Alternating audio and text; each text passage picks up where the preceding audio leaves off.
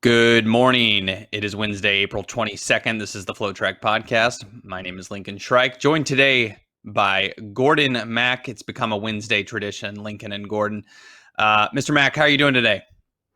Doing good. Did not realize it was Wednesday. Honestly, forgot the day of the week. One thing I want to do is I want to go make a video, go to somewhere on the street somewhere, and just interview people and say, "I'll give you $5 if you can tell me what day of the week and the date is." And I bet you a majority of them don't know. Like, I bet you if I go to someone, like, can you tell me it? I bet you a lot of people don't know it's April 22nd right now. Like, they don't. There's no way.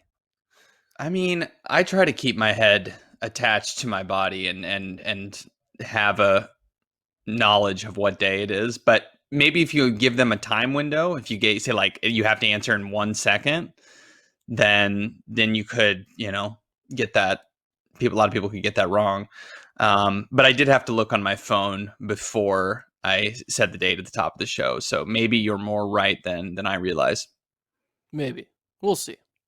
Maybe this appeared yesterday, but you have a new microphone? I do. I am joining the ranks of Lincoln and Kevin. Now my voice is at your level.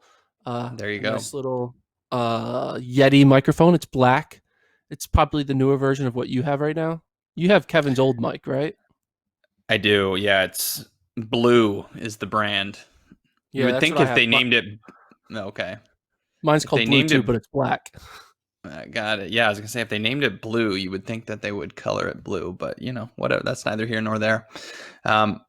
Okay, so for today's show, we're still in the midst of Oregon Week, which I imagine is, for some people, is quite popular. For others, it's a reason to not come to the site because, Oregon's one of those programs, you love them or hate them. It seems like no in between, but a lot of people love them. And so for today, I wanted to look at, on both the male and the female side throughout history for the Ducks, who belongs on the Mount Rushmore of Oregon track and field. We can go back as far as we want. We can be as recent as you want. But there's going to be some tough picks because there's been a ton of legends that have come through the University of Oregon track program. So we got to nail it down to 4 for the men and 4 for the women. Do you have a beat on who you want to be on your Mount Rushmore? We can start with the men. I do. I think we should start with the women. Ladies first. Oh, that's how it goes. Okay. So no problem. We'll start the women. And how do we want to do this? Do we want to each give our 4, or do we want to create 4 between the two of us? Like, how are we doing this? I think we should create 4 between the two of us, and we can just bring up a name, and then we can argue for that person, and then inevitably also against that person, and decide if they need to be on, or if they need to not be carved into the hypothetical rock that is Mount Rushmore. All right. Well, I have 8 nominees for the women. Okay. Why don't you bring up... Maybe you can bring up one. It's your choice. You can go first. You can bring up one that you think is rock solid, or you think you can bring up one that maybe is on the fence. I don't care either way, but let's start with you. Well, I don't know. They're just nominees. We don't know. They can be rock solid, but they're just nominees. Their name was printed on the pamphlet before they got etched into the Mount Rushmore. So I'll start with the first one. English Gardner, sprinter. Did very well while at Oregon. Probably one of the best sprinters, which is saying a lot because recently Oregon has had some great female short distance sprinters. But English Gardner, yay or nay? So just looking up her history at Oregon, she won the 100 twice. She won the 60 once, and a part of multiple relay champions. And if I just do a little keyword search about where she ranks all time in the 100, let's look this up real quick. Hold on. 1096 slots her 7th all time in the NCAA list. Very, very good. And she won multiple NCAA titles. And obviously that's the threshold going to Oregon. That's what you have to achieve. My opinion is we can find. I think she's a close miss. I think she does not make my top four. Now, I just think there's sprinters for Oregon that have run faster, that have done more across multiple distances. Now, winning the 60, a big deal, and while also coming back in the 100. So she's kind of that. She's rounded out her resume as a great short sprinter. But I think as far as point scoring value, there's other athletes that maybe go in front of her. And before we go down this rabbit hole, we are only considering the Oregon career, correct? We are not considering what they've done after. Of course, yeah, of course, Okay. yeah. So I mean, in that regard, like, I mean, when we get to the men's side, I mean, there's too many good guys ahead of him. He's not going to make it. But like, Mac Fleet is at least worth having a conversation about. He's not going to make the top four, but he had a very good career at Oregon, and afterwards he hasn't done a whole lot. But he would be in the conversation. I didn't even have Mac Fleet in my top 12 from the men's side. But anyway, all right. So it was going, just an example. It's just an example. Yeah. We're going.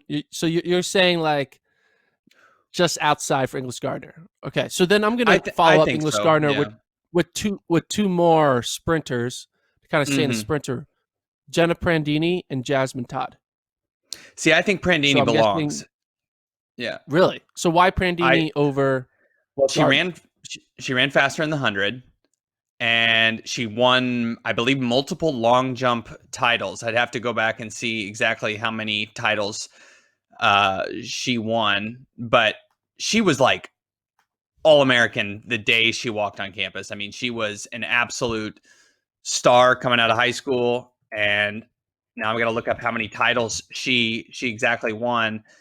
I guess she only won 3 titles. So, I mean, I could see, because of the fact that English Gardner won more NCAA titles, that you would put her on there. But I don't know, the full measure of point scoring opportunities or point scoring ability that Prandini had in the long jump, in the 100 and the 200. I bet if you went back and did the full body of work throughout the Oregon career and how many points Jenna Prandini scored at national championships versus how many points English Gardner did, I think Prandini would have a pretty significant edge. And then Jasmine Todd just not there. I mean, she did. Her career ended in a really weird way too. So yes. I mean, that obviously that hurts her resume, losing out on her senior season due to academic ineligibility. But she was very, very good in college as well, and a similar type of an athlete to Prandini. But she was a little too inconsistent in the sprints. Very good jumper. She's won multiple NCAA titles, I believe, but just not there as much in the sprints. Okay, so right now you're still holding on to the Prandini ticket. Yeah, and she's no Gardner. She's on the bubble. There's 3 names right now that I just know need to be on the team or on the mountain there. Well, we're not there yet, so we'll move up in distance now. We'll move up in distance. Yep. This is probably a name that you're probably going to say is guaranteed on. Phyllis Francis. Yeah, and Francis, it's easy, obviously, to think about what she's done since then, but also just being such an important cog on the duck relay teams. Let's see where she. So are you in or out on Phyllis Francis being on there? I mean, I'm not 100% sold. She's very. So she's also a bubble. I mean, she won an indoor national title, and she helped anchor a famous 4x4 in 2014. But a lot of ducks have run on 4x4s and won titles with them. There's been a lot more athletes. I guess I don't know. Maybe she's in the similar vein as like Prandini. She's a bubble. What do you think? See, I would think Phyllis Francis is on there, but I also maybe am skewed by what she's done post Oregon, and maybe I'm just thinking that her success as a pro makes me think that she is the more notable duck. But it's hard. It's hard to only judge someone on their college career and not be influenced by what they did after college, you know? And we're going to have Right. a lot of that when we talk about the men, because that's going to be a lot of big debate of like being swayed by what these men did after Oregon. So, but Yeah. so Phil Francis is also a bubble. So we have a lot of It's a bubbles. maybe. So You you're have not named a certain athlete yet. okay. So Gardner, Prandini, Todd, Francis, all bubble, but you're leaning more towards Prandini and Francis. We're still not there. All right, we're going to keep moving up in distance. Laura Raisler. Yeah, and I want to put her on the team. Let's see if I can come up. She's on the Mount Rushmore? I think so, just for the value she Ooh. provided in the 800 and let's see, she won 2 800 national titles. She was on multiple 4x4 national titles, so she's got an individual title edge on Phyllis Francis.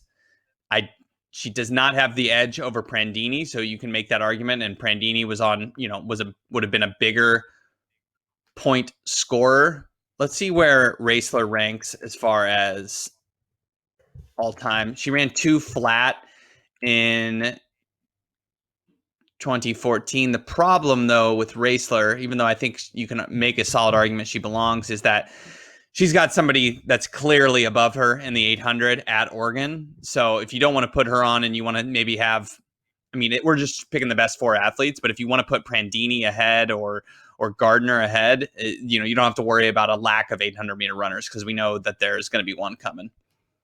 Yeah. So Raisler's kind of a bubble because she's right behind none other than Raven Rogers. Right. And I think consistency, maybe throughout the whole career, Gardner and Prandini maybe have a slight edge. Raisler really just came on at the end of her career. So perhaps you put those 2 ahead. I know I've been contradicting myself several times, because then I look at these women and maybe some have run more recently than others, or been in Oregon more recently than others. And I'm like, oh yeah, they deserve to be on. But I'm like, actually, their resume, like, they were good, but how many actually NCAA titles do they have? Because you get up there and you've got some athletes from Oregon that have won like 5 NCAA titles. And then you're starting to, be able to get really picky with some that have just, they just won 2 individual titles. I don't know if that's going to be strong enough. So now that I'm talking myself into this, I'm having this therapeutic session, I can say, I think Prandini needs to be ahead of Raisler, and Gardner needs to be ahead of Raisler, actually. So those 2 ahead of Laura Raisler. I know I started out that spiel by saying Raisler needs to be on, but I think that was recency bias, or I guess event bias, because they were on the team about similar times. I think that's event bias, being more familiar with the distance races. So I'm going to say, actually, Prandini and Gardner right now a step ahead of Raisler. Do you agree? Yes, I do agree. Yeah, okay. Let's get to one that we know for sure is already on the mountain. That is Raven Rogers. Yes. She was dominant from start to finish, both in the 800 and the 4x4. Ran sub 2 in the 800. So yeah, Raven Rogers. I'm not sure how many titles did she win? 5. I don't even know. 5 800 titles. Never lost an 800 national title. Multiple 4x4s, and yeah, she ran 159. She ran 159.10, which is the in-season collegiate record. So easily on there. So we have her. So we're really trying to find 3 names after Raven Rogers. Yeah. Another name to add potentially, Jordan Hesse. Jordan Hesse, no, cross country star. Did she ever win? 10K. I don't think she ever. Did she win a national title? I think so. Yeah. I don't think she did. 10K. She did. Oh, okay. I gotta look that up. What's the indoor titles? I believe she won. My internet's taking a while. 2013. I don't think she won a national title. She was always there, but I'm almost positive she didn't win a national title. No, she did. She won the indoor mile in 2011 and the indoor 3K in 2011. Oh, okay. So she has 2 indoor titles. And then, and then she has a shitload of All-Americans. lot of top 3 cross country finishes. For sure. But and when you think, and she also has like the name value. Like when you think of Oregon distance women, Jordan Hesse is probably the number 1. If you can argue, I think Jordan Hesse might deserve to be on there. Because you can't just be like, all right, who are the top 4 women with the most titles? Those are the 4. There's more. It's more than just NCAA titles. It's also the name and the impact and like, sure. I just think that you can't just be like, we're picking the top 4 titled winners. I don't know. But don't you think you're Jordan Hesse? Yeah, you're swayed though by what she's done post collegiately, and she's been famous since she was a junior in high school. Running the 08 Olympics. Swayed by. Yeah, she was swayed by her being famous since. Yeah, but like she is one of the most famous female track athletes to run at Oregon. Why should the most famous female track athlete to run at Oregon should be on the Mount Rushmore? She won 2 titles, and she won a shitload of All-Americans. She was the best cross-country runner in Oregon's history. See, I know you probably weren't thinking about it, but now you'll get. I mean, no. Who is more memorable at Oregon, Jordan Hesse or Laura Raisler? Jordan Hesse. You think? Yeah. I mean, just because of cross country, I think it depends on your distance preference. That is one. I just feel like Hesse didn't live up to the hype that she had at Oregon. Now, the hype was incredibly high, but not winning cross country after what? Didn't she win Foot Locker as like a freshman? I mean, it was like ridiculous. Like she was just supposed to be this huge thing. Supposed to, she was kind of part of the reason the Foot Locker curse became a reality for a long time. It's just I think she didn't quite live up to the hype. So she was good, but not great. Think about this. Good, but not great. I mean, in 2010, she was a 2-time All-American indoor because she got 2nd in the DMR, 4th in the mile. And then outdoor, she got 3rd in the 1500. Then the next year, she wins the mile, wins the 3K, 2nd in the DMR. Then outdoor, she gets 8th in the 1500, 4th in the 5K. She was a point machine. And then the next year, 3rd in the mile, 4th in the 3K. And then outdoor, 3rd in the 1500. And then, she gets 3rd at cross country. She's just always scoring. 2013, 2nd in the 3K, 4th in the 5K. Yeah, like we're just like criticizing her for always being like the bridesmaid to, Abby D'Agostino and all these other people. But like, I don't know, like the number of All-Americans that she has. Like, if we're gonna brag about Prandini's like scoring, we should brag about Jordan Hesse's scoring. Okay. All right, that's fine. My only thought. Okay. We can get to it later. Well, I have another athlete. Heptathlete, Brianne Tyson. I mean, that there's no debate there. She's on. She won 5 titles. She won 5. I looked it up. 5 titles. She was just like her husband. I mean, she was like an automatic W in the multis during her time. I mean, it was just like automatic. She 5 titles. Not even including the fact that she went on to, win a world title indoors and was a medal machine. I think living in the shadow of Ashton is a little tough, but she was good from start to finish throughout her career, and it all started at Oregon, and she won 5 national titles. Sorry. So we can agree on Raven Rogers and Brianne Tyson. So that's 2 of the 4. Was there another nominee that I missed? Am I missing someone? I mean, Deja Stevens maybe, but I don't think she only maybe won 1 national title. I mean, those are just like quality names. Hannah Cunliffe, Ariana Washington. I mean, I think those are pretty clearly out. There also, I believe, was a multiple time javelin champ, Rachel Yurkovich. She was solid in the late 2000s. But I think I think from the names we've said at the top, we can now pare it down. So I'm willing to concede Hesse. That's fine. And one name we didn't say, Jessica Hull. I mean, Yeah, but she might she just won. She was just good one. I guess she won a couple. 1500, 3K, DMR twice. I mean, so 4 national titles. And then, second in the 1500, third in cross country. I mean, actually, like when you start to look at her results, she's got a sneaky good resume. I know it was because it was literally just last year, but I mean, 4 national titles and 2 of those are DMRs, but one of those she was the anchor. I just think that yeah. Go ahead. What the way we look at it is we have the multi-field in Tyson, we have the mid-distance in Raven Rogers, and I just think we need to pick one sprinter and then one distance. And if I choose one distance, I would choose Jordan Hesse over Jessica Hall, just because of the name. Mm-hmm. That's a factor. It's not just your resume isn't just what you do on the track; it's what you do off the track. And Hesse has that off the track factor, so I put Hesse in there, and then my sprinter that I would choose would be English Gardner over Jenna Prandini. Why over Prandini? I'm just curious. Why do you think she would belong to?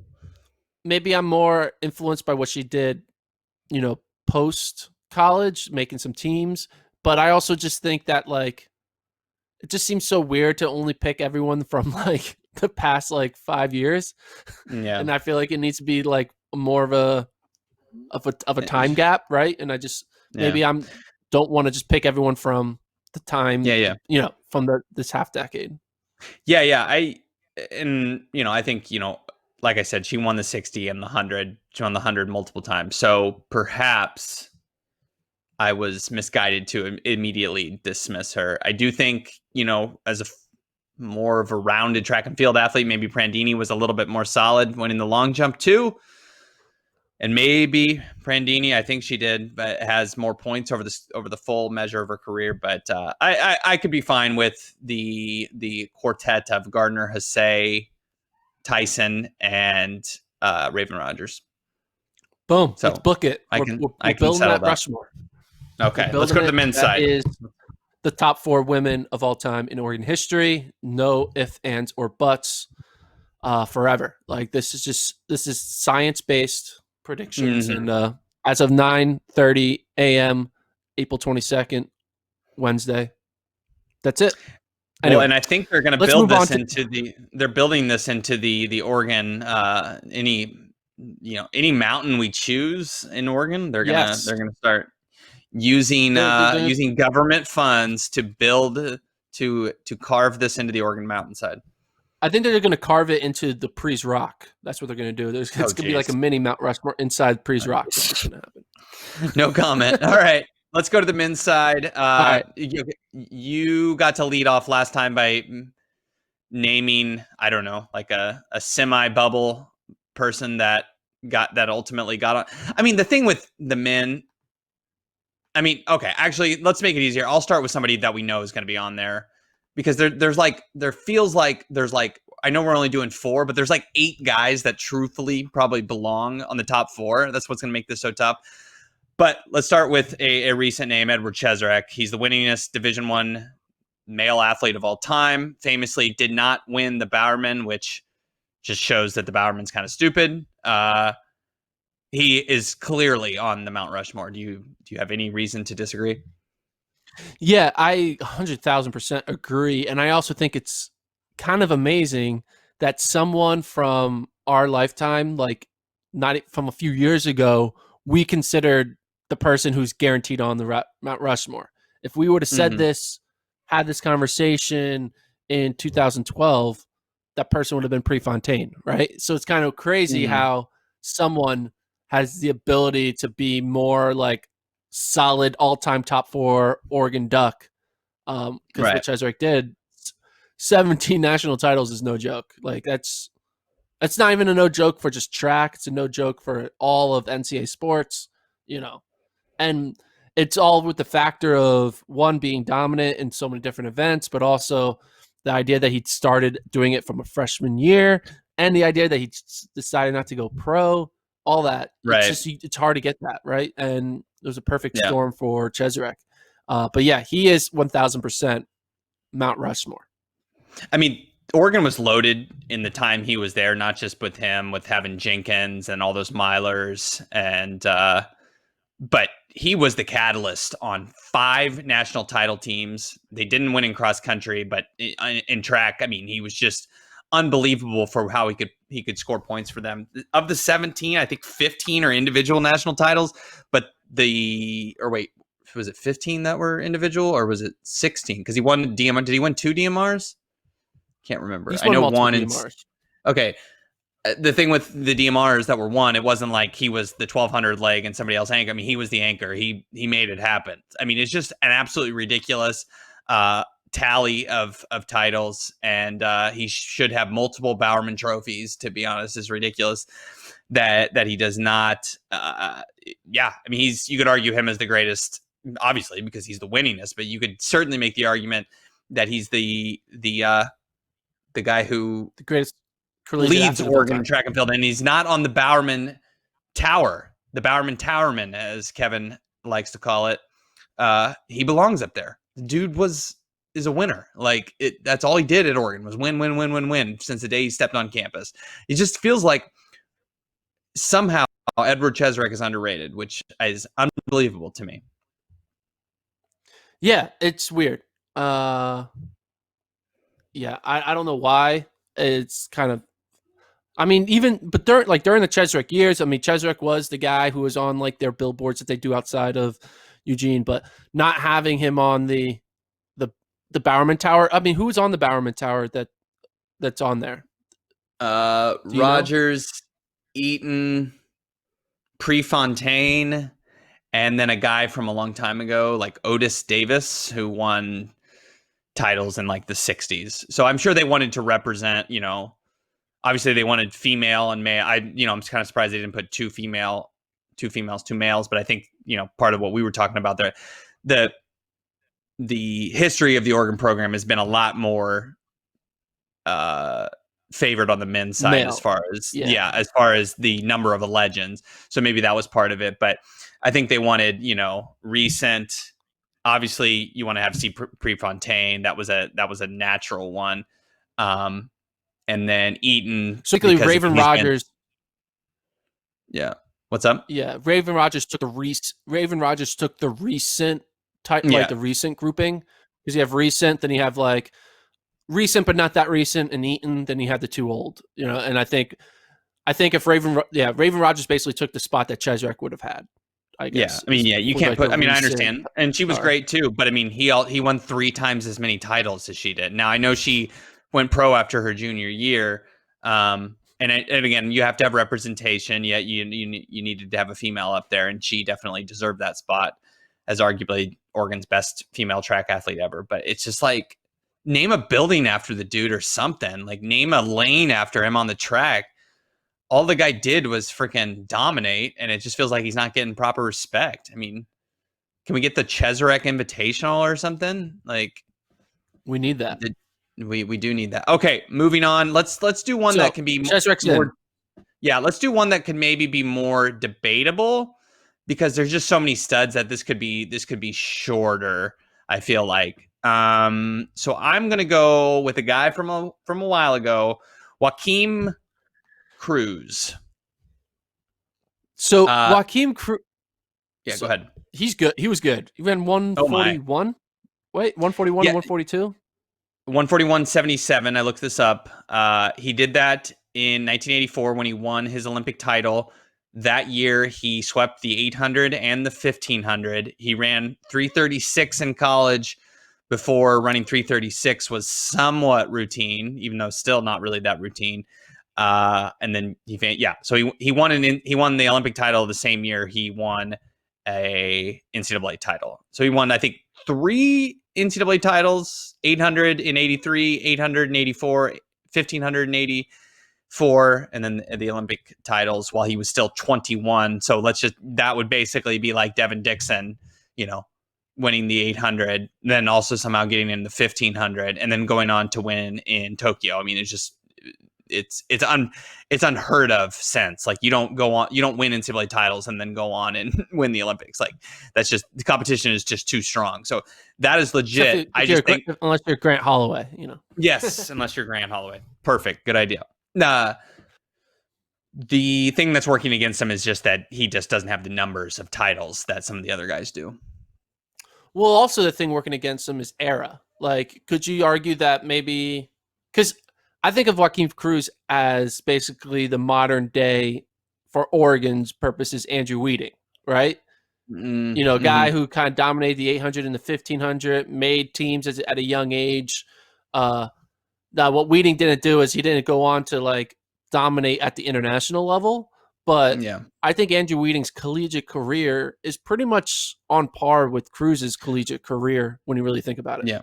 Well, it's funny that you say that because Wheating was the next guy after Cruz, I believe, to win the 800 and the 1500 at NCAA's, and he did that in 2010. So I think you're more right than you know there. He didn't have the run up to the Olympics clearly that Cruz did, but I think, yes, I think there's a more recent version of Joakim Cruz when you just look at the Oregon career, other than not running quite as fast. But yeah, I think he falls short. And, as we mentioned, Wheating, he does as well.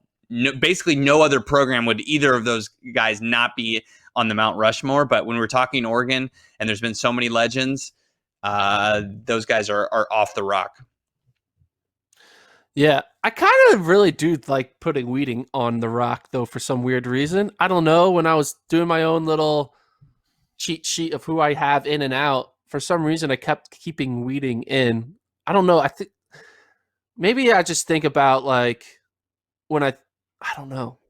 What him at Oregon was like, I don't know, he's this tall figure. He was like this young kid who was like all of a sudden got good right away, like after freshman year. You're like, who is this kid? How is he? He just picks up the 800 and the 1500, and like boom, he's like dominating. He has some great battles with Robbie Andrews.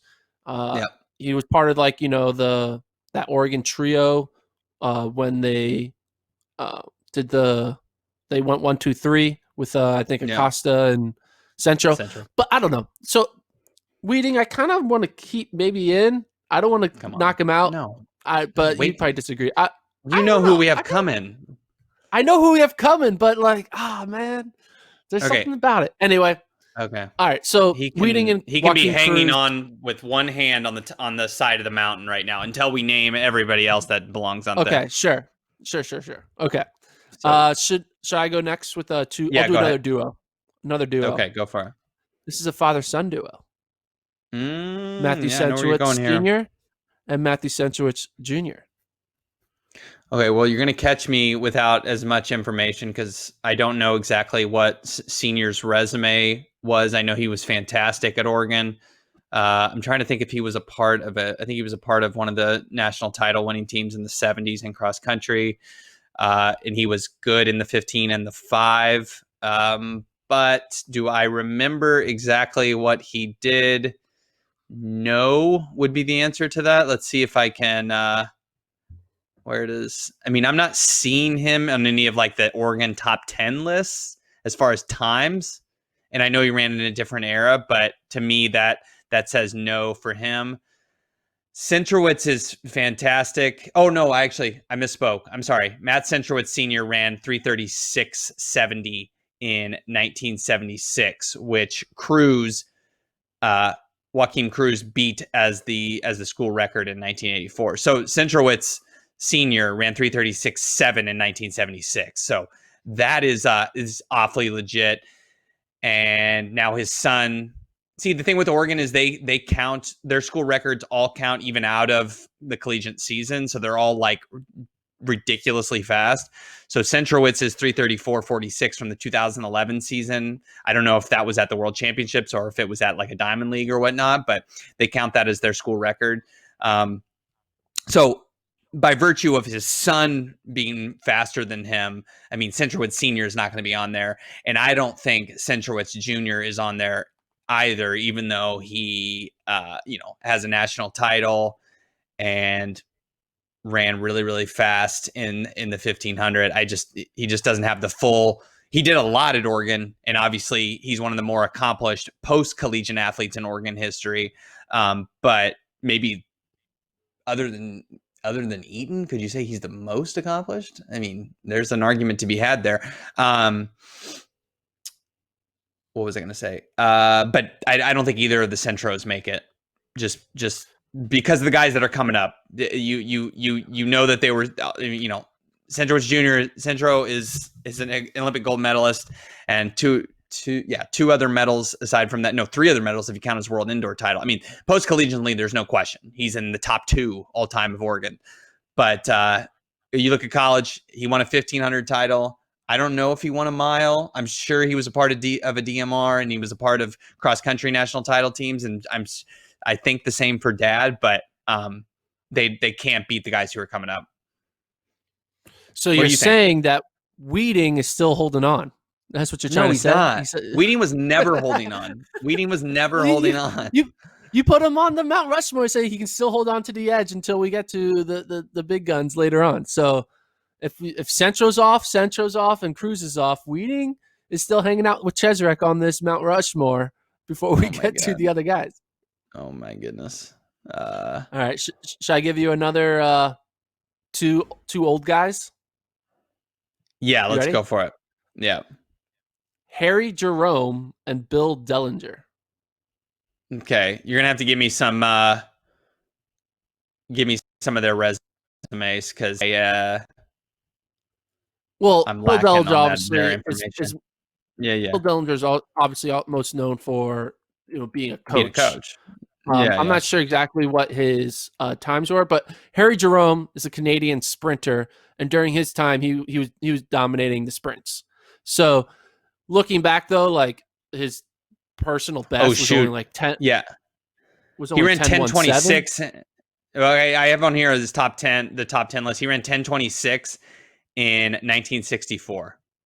Yeah, which was good. And 2079 in 1964. Both of those top 10 all time in an era when the tracks were, what is the word I'm looking for? Cinder tracks. When the tracks were cinder. Yeah. So it's pretty impressive. And a name I wanted to highlight also as well from that era. We mentioned Otis Davis, who's that. In 1960, he ran 45:07 in the 400. So that's pretty damn impressive for 60 years ago. Yeah, that is very true. And Bill Dellinger, I'm not sure his collegiate career. Obviously, he's more known for what he did as a coach. Right. Same thing with Bowerman, with being as a coach. But like Jerome, Dellinger, they're just kind of like, I mean, obviously there's a track meet named after both of these people, right? Right. Harry Jerome has a Canadian track meet. Bill Dellinger has a cross country meet named after him. I think I've been. Have you ever been to Harry Jerome? I think I've been to that meet. I have not. And you've been to the Dellinger? Isn't there a Dellinger cross country? Yeah, I've been to Dellinger Invitational. Haven't been to Jerome. Look at that. Look at us. We've covered it. We've covered both those guys.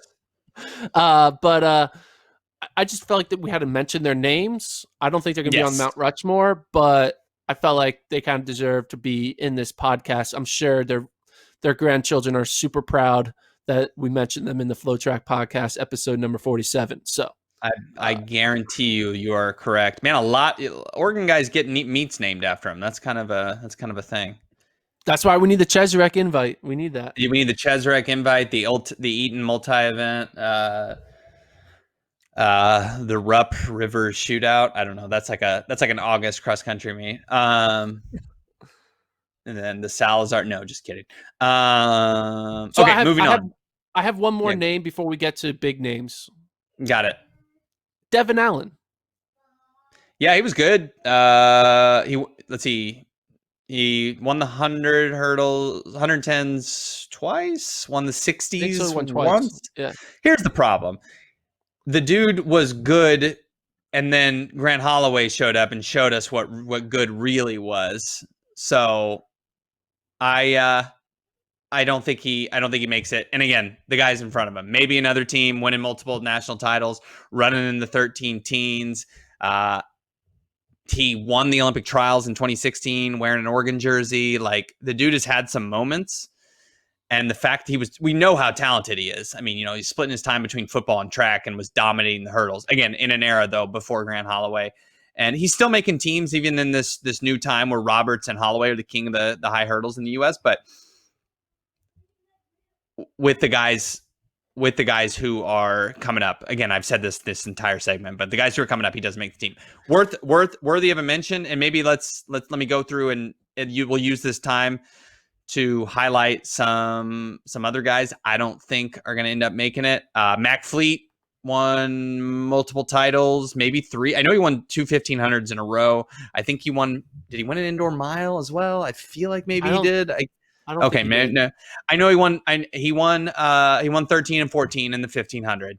So that is for sure. He was injured a lot too. He was injured major injuries. Yeah. Another guy, Alberto Salazar. I know he's not a fan favorite anymore, clearly, but he won the individual cross country title, I believe, in 78, and the dude ran very, very fast in the late 70s. He ran 13:22. Still has a mark up there in the 10,000. He ran 28:06. I mean, the guy was a star in the time when people were just not running that fast. But I think easily we have 3 names to fill the rest out because we have Chesrick already, and now let's get to. And we have Wheating still there. We still have Wheating. No, god damn it, no, he's not. He's still there. There's a spot open. He's keeping the seat warm. He's keeping the rock warm for us. But okay. We'll start with the most famous of the 3, Prefontaine.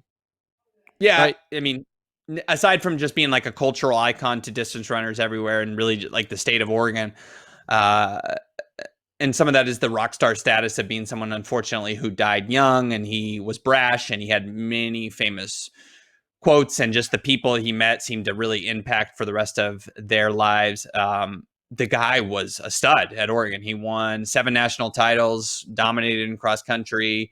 But his impact just goes way, way beyond that. You cannot have a respectable Mount Rushmore of Oregon track and field without Steve Prefontaine. We obviously have the Prefontaine Classic.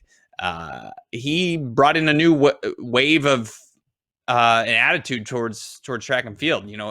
Ushered it out of its amateur status in the U.S. to a professional thing, and I think track and field would look a lot different in the U.S. without Steve Prefontaine. So he is even maybe more so than Chesrick, he is the absolute, no debate, he's on the team. Or excuse me, on the mountain. On the mountain.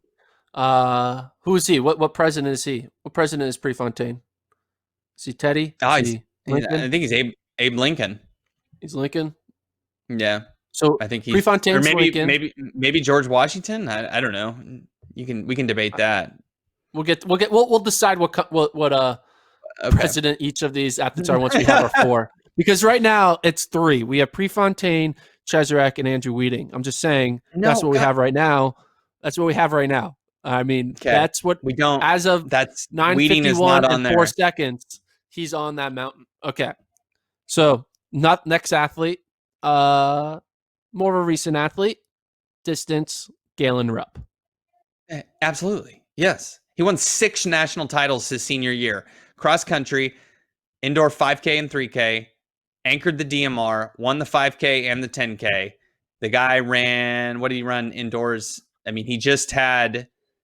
I gotta look what his indoor time was, but he had run like 13:18 or 13:19, a mark that Tyler Day just exceeded this past January. But previously he was 3rd best indoors all time. He ran the marks. Obviously, he's gone on to a spectacular career. That we're not counting that. But the 6 national titles in one school year, no one has ever done that. Not even Chesrick. Galen Rupp stands alone in that 1 year, and even if you look just at that 1 year, he belongs on the team. But obviously, he did more than just a senior year. He was a star throughout. Wait, didn't Chesrick do that? Chesrick? No, he only did 5. He only did 5. He only did 5 in the school year. Though. No, in the school year he did 6. No, so he in the year that he would have done that. I'm trying to think. It would have been 2016 when he did it, right? 2015 and 2016, I think, would have been. He would have won cross, the 5K. Ches won cross in 2014, 15, and 16. right? Okay. Yeah, but let's try to figure out the years that he would have won. So he did it during this. He did it during the 17 year, right? When he You did got the to look triple. it up. My internet's acting up, so you're gonna have to look up to see if he won if he won 6 national titles in one school year, because I feel like I he think he maybe did just okay. Yeah, you got to look it up. because he did the. Okay, so it was 2016. 2016 outdoor, he won the 5 and 10. 2016 indoor, he won the 3, the 5, and the DMR. And then 2015 cross Oh, country, he okay, I was won. wrong. So Okay, yeah, I thought he fell short of 6. Okay, no, but he did still 6. okay. And Well, Chesrick's they're an both on. obvious. Yeah. Yeah, they're both on. They're both on. So Galen, Rupp, Prefontaine, Chesrick, and my boy Andrew Weeding. That is our Mount Rushmore. No, We can end this no, pod. We can end no, the pod no. There's now. one more guy. There's one more guy. It's obviously, and I know you're being facetious, but Ashton Eaton won 3 straight decathlon national titles. He set a heptathlon world record, a world record. Now I know it's the heptathlon. It's not the 400 meters. I get it, but he set a world record in college. Basically, only people who do that, are legends. I mean, I think of God. Why can't I think of the USC guy, Michael? Why can't I think of his name? Uburi? No. The 400 meter runner, the best guy in the world right Norman. now. Norman. Michael Norman. Why couldn't I think of his name? The only guy who sets world records, him and Norman in college. I mean, that's just ridiculous to be doing that. Ashton Eaton is on. I think he won a total of, let's see how many. I mean, he won 3 straight decathlons, multiple heptathlons. I mean, he's got at least 5 national titles. It's in the bag. That's easy. He's on there. Okay, I just want to let you know you're deciding to put on the Oregon Mount Rushmore, a guy whose 800 PR is 155 and 1500 PR is 414. Meanwhile, Andrew Weeding has run 330 in the 1500 and 144 in the 8. I mean, what are we doing here? Yeah, Why I think 333, 144 versus 155 and 414? Come on, what are we doing? That's pretty impressive that his PR in the 8 is 155. First off, we know Eaton's one of the world's best athletes of all time. I saw the guy run 45 flat at the end of day 1 of a decathlon at the World Championships. He set the world record first in 2012 at the trials. I mean, the guy's just he's a stud. I mean, he's an absolute stud. You could argue, even though his world record's been beaten, he's the greatest decathlete of all time. And if greatest decathlete of all time, I understand people are still going to want to pick Michael Jordan and Tiger Woods and LeBron James or whatever, but he's in the conversation of one of the greatest athletes of all time. He could have, as opposed to most decathletes, he legitimately could have been, if he wanted to, dedicated himself wholly to the 400 and could have been a world-class 400 meter runner. He had that sort of ability. I think he could have been a world-class high hurdler as well. He belongs up there, and it's shown. He's on the Bowerman-Towerman as well. Oregon clearly understands his greatness. He belongs up with Pre, Rupp, Ches, and it's himself. It's a clear number 4. I'm sorry, but Andrew Weeding just fell off the mountain. Well, one thing about Ashton Eaton is that how many world decathlon titles did he win? Global. 2. Oh, global titles 4. He won the Olympics twice, and I think he won 2 other world titles. So, and he stopped after 2016. Like, right. Ashton could have had 17. 16 was his last year. Was that true? Yeah. Right. Yeah. So he could have had 17, 19. I mean, he's only 30. He's born in 1988, so he's still only like 31. I think he just turned 32. So like, the guy's not like, he could have added so many more to think about. Like, he kind of retired young in a weird way. I mean, obviously, he was like, I kind of did everything I wanted. I've won it all. I've hit the world record. I just kind of want to live my life. Like, and you respect that, but it is kind of wild to think about. He has 4 global decathlon titles. He could have added 2-3 more. Like, it would have been nuts. Obviously, the training for the decathlon is it takes up. I mean, training for any event at a high level in track and field takes up your whole life. But when you're training for 10, and him and his wife doing it together, and she got an indoor world title. I think they just had enough. And I'm sure a little part of him, competitive nature, if he has the competitive nature that most super elite athletes have. I'm sure when Kevin Mayer broke his world record, the tiny part of him was like, oh man, I got to get back. But he knows his body. And it's remarkable that he was able to do what he did. He's still the greatest decathlete probably ever, just in the fact that Mayer hasn't won as many titles and hasn't had the health so far that Eaton's had. So, he's still got that going for him. And he's definitely one of the 4 best Oregon male track and field athletes of all time. Okay. So Andrew Eaton is going to step away from the Mount Rushmore for now. Mm-hmm. Things might change 20 years from now, right? All of a sudden, we look at him differently. He becomes like a legendary coach and coaches like 30 Olympians in 10 years or something like that. You never know. But one thing I wanted to do for this exercise. So obviously it's an exercise. We picked our 4 men and our 4 women. To recap, the 4 men we picked were Rupp, Chesrick, Prefontaine, and Eaton. The 4 women we picked were Hasay, Rogers, Gardner, and Tyson. Yeah. Tyson. Kind of crazy that there's literally a married couple on the Mount Rushmore both. Like, that is Eatons. Their kid is going to be insane at whatever he or she does. Did they already have a baby? They had a kid, right? Yeah, I can't remember if it was a boy or a girl. Yeah. Yes, they did. You would figure if that kid wants to pursue sports, got the genes for it for sure. So what I want to do was, we're going to force ourselves to take someone off and add someone in, just for this exercise. Now, I won't do the weeding thing, because weeding is like the whole bit of this podcast. But if you had a gun to your head and you had to swap out someone on your Mount Rushmore, who would you swap out and with who? Jeez. For both men and women? Yeah. Woo. Yeah, that one's tough. Who are you promoting and who are you demoting?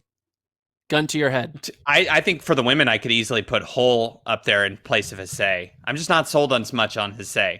And I think you look at the record book, and Hull has been up there in the 1500, and she was at her peak, and it wasn't as frequently, but it just as good as Hasay in cross country, and had more speed in the 1500, and won 2 DMRs. So I could put her up there. You can make the argument for Prandini. You only pick one. Okay, I'm gonna put a hole up there. On the men's side, it's very, very hard. Even with the controversy, I think Salazar would go up there in place of. Oh God, I don't think you can replace any one of those. I mean, it'd have to be Rupp, but it would have to be Rupp. But I don't think you can't do that. But I guess I just because he won on the track and in cross country, I guess Salazar. But the thing is, Rupp exceeded that, so I guess Salazar over Rupp if I had to. But I'm not gonna do that. I would actually allow someone to pull the trigger on the gun before I replaced Alberto Salazar with Galen Rupp. Nice. I just wanted you to do that. I'm not going to do it. I'm going to keep my Mount Rushmore. You're the one who just destroyed your both Mount Rushmores by, taking one off. I did. You fooled me. That was a con. That's not fair. Yes. So, all right. So Prefontaine, Rupp, Chesrick, and Eaton, Rogers, Tyson, Gardner, and Hasay. Those are our 8 Mount Rushmore. Chesrick is, I guess I would say that Prefontaine is Lincoln, Rupp is Washington, Roosevelt is, I don't know. Who are the 4? Do you know the 4? It's yeah. Is it F? No, shoot. Who is the 4th one besides Roosevelt? It's not FDR. No, we should know this. I should. It's the guy with the glasses. It's the guy with the glasses. Thomas Jefferson. That's it. There you go. Yeah. So Thomas Jefferson, Roosevelt, Lincoln, and Washington. I would say Prefontaine is Washington because he's the guy who's first, right? Okay. Rupp Okay. is Teddy Roosevelt because I feel like, it's This will like be good. I'm Teddy, excited for right. this. Rupp is Teddy Roosevelt. Thomas Okay. Jefferson is Ashton Eaton, and then Lincoln is Ches. Got it. That's what it is. Okay. All right. Well, I'm not going to ask you to do the same on the women's side because none of that No. made sense on the men's side. So let's just keep it there. Did you watch the Michael Jordan documentary? No, I don't have ESPN. I don't have cable. So I'm going to either figure out I'm an ESPN Plus subscriber. So I don't know if they're going to release it anytime on that, or I'll just wait the 3 months until it's on Netflix or whatever it is. Everyone's really excited about it. Did you watch it? I did. I thought you, being a Chicago boy, is going to be all about watching your '90s team. But yeah, I just I wasn't about to just get cable just to do it. I mean, I cut the cord, so I don't know. I could also like work to get a VPN so I could watch it because I know it's on Netflix internationally. It's just a lot of work. I'm in the midst of still kind of moving, getting my house in order. So I don't know. I haven't made it through yet. Ultimately, like I know it's going to be. Send it to you. I could send it to you. Well, let's not like do illegal things here. I'm just saying, I could send it to you. Yeah. Well, we'll see. We'll see if I have time. I actually have been, because ESPN's been putting out so much content in relation to it. I actually watched Michael Jordan yesterday. I watched Michael Jordan's 63-point game against the Celtics in 1986. And then I started last night the Dennis Rodman documentary. So I've been kind of working around the edges of this documentary. I know ultimately I'm going to get to it, whether in some shape or form, but I don't have access to it. But I'm definitely interested in the topic, of course, and want to know more history. I mean, the footage I assume is incredible, and just seeing Michael Jordan be kind of a jerk to his teammates is of interest to me. So there's going to be a time where I watch this. Sounds good. Because we got to cast the Michael Jordan doc with track athletes like we did with Tiger King. There you That's go. what we got to do. There you go. There you go. FloTrackPodcast@gmail.com. Email us questions, thoughts, topics you want us to talk about. We'll probably dive. The mailbag is filling up, so we'll probably hit the mailbag maybe tomorrow or the next day or eventually once we don't have topics to talk about. But tomorrow's actually going to be a good pod. It's going to be me and Kevin. Unfortunately, Lincoln's not going to be on it, but we're going to do it's NFL draft. We have sports in the sports world with the NFL draft tomorrow. So really excited about that. We're going to do the official track and field draft in honor of the NFL draft tomorrow. Me, Kevin, are going to put on our commissioner hat and our GM hat, and we're going to draft the hell out of this track college world, I guess. So I love it. It's kind of funny. Kevin did this 3 or 4 years ago in 2014. He did his own little mock track and field draft. Guess who he did not draft? 2014. Female athlete. Didn't draft her. As far this is professional athletes, or you college to pro athletes? You're drafting college. You're drafting college kids to be pro on your pro team. This athlete was not drafted. 2014. 2014. Who would have been female distance runner? Who did he regret not picking? Oh my God. Shelby Houlihan? Yes. He did not draft Shelby Houlihan, which I guess at the time, like, she had just gotten beaten by Marta Freitas. So like, he's kind of like, all right, maybe she's like a wild card, but I bet he regrets that. I would imagine. Yes. She's gone on and done pretty good for herself. And she's going to be on the podcast later this week. So that's a nice, there we go. Nice segue. Nice tie-in. She can rub it in her face about not being drafted in 2014. So FloTrackPodcast@gmail.com. I'm Gordon. This is Lincoln. Thanks to Elon for producing remotely, and we'll see you guys tomorrow.